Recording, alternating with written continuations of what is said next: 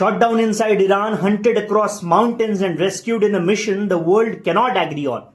So this is the story of a downed US airman, a high-risk rescue and two completely different versions of the truth. So a US F-15E fighter jet crashed over southwest Iran. On board were two crew members, a pilot and a weapons system officer. According to Trump, the pilot was rescued quickly, but the second airman was left behind, injured, alone, and deep inside hostile territory. Almost nothing is known about his identity, but he was not unprepared. Like all US aviators, he had undergone SERE training: survival, evasion, resistance, and escape. He carried a combat vest with a GPS beacon, supplies, and a pistol. And despite being wounded after ejecting, he kept moving.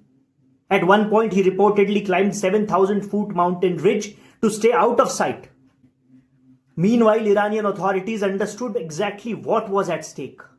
They called on security forces and even local civilians to help locate the airman, because capturing him alive would have been a major military and political victory.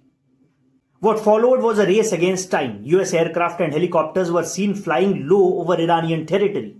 Search and rescue operations were underway, and according to reports, the CIA launched a deception campaign, attempting to convince Iranian forces that the airman had already been recovered. But in reality, he was still hiding. At one point, a US official said he was concealed inside a mountain crevice, invisible to the naked eye. Now let's move to the rescue mission. According to Donald Trump, it involved dozens of aircraft and hundreds of special operations troops. Among them were elite commandos from Navy SEAL Team 6, known for carrying out some of the most high-risk missions in US military history, including the operation that killed Osama bin Laden.